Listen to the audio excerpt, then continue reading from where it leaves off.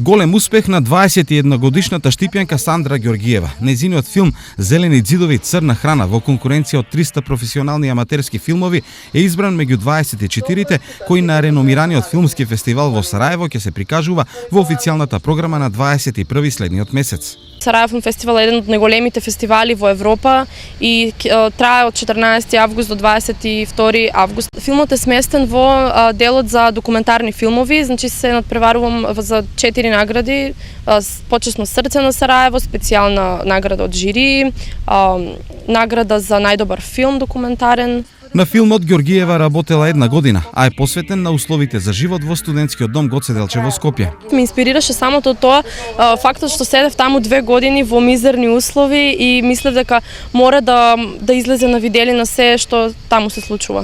Тоа е испит кој ми беше во 2 година зададен, да направиме филм од социјално ангажирана тема.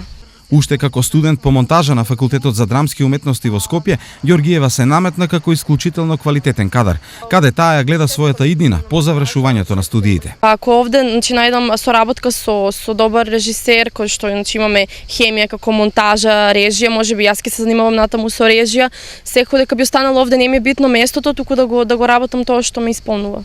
Ова е втор документарен филм на младата штипјанка. Пред 1 година своја премиера во Штип имаше нејзиниот првенец, филмот посветен на драматургот Симеон Гаврилов, насловен како Чичко Симе.